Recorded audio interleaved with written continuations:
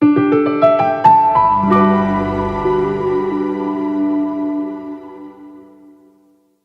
パーペンギンの竹村です。今日はダイエット&ビューティーの、展示会にいます。で、今日担当しているブースはですね、こちらの通り、アクトランドさんという会社さんと、あとエッセンスさんという2社さんの合同の出展になります。で、その2社さんを当社いろいろとやり取りしながらこうまとめていくっていうことをちょっとやっていきました。で、このダイエット&ビューティーっていう展示会の特徴なんですけども、ですね、3つ今日はお話ししようかなと思っております。で、この展示会はですね、見ての通り見て分かる通りですね、会場を見ると結構通路幅が広いんですね。特にこの我々のブースの前は結構広い通路になってます。で、こういう広い通路の展示ブースの場合っていうのはこうお客さんが結構真ん中の方を歩いちゃうんですよね。で、その真ん中歩くと自分たちのブースまでだいたい1メートル2メートルっていう距離ができちゃいます。で、そうした時に自分たちのブースに寄せるっていうことが非常に難しいっていうことを考えてブースを設計をしなければいけないっていうのが結構大事なポイントではあるんですね。で、当社はどういうふうにしてるかというと、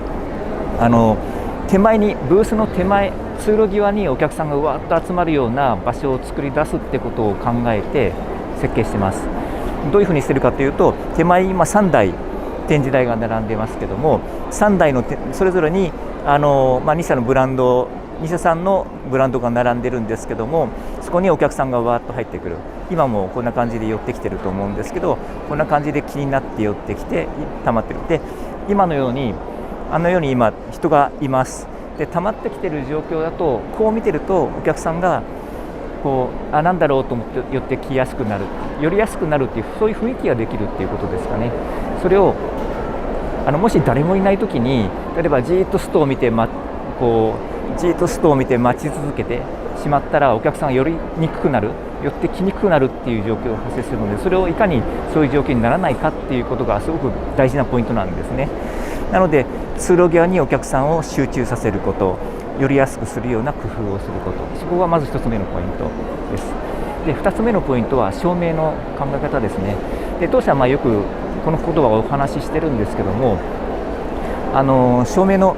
明るくするためには壁の上に照明器具をつけるんじゃなくて、手前に梁を設ける、柱と上にパラペットって言われるところですね。パラペットというところに照明器具をつけて壁を狙って照明を当てます。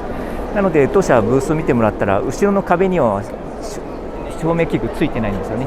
手前にあるところにつけて壁を照らしてます。後ほど周囲の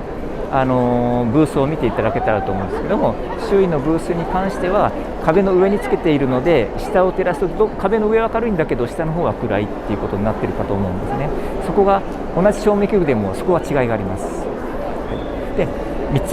つ目はなんですけど、商品の陳列方法ですね。で、今回の商品の陳列にあたっては、商品の良さを最大限に生かすっていうことを考えています。で、そのために大事なことは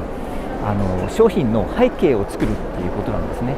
で、商品背景がないと後ろの風景映っちゃうので、商品がちょっとぼやけて見えるっていうのかな、なんかなんだろう、後ろの背景に馴染んじゃってフォーカスされないっていうのがあるので、当社はよく商品を置くときは後ろに背景の板を置きます。今回もそう置いてるんですね。それによって商品の良さをきっちりと伝えるようにするのと、その上に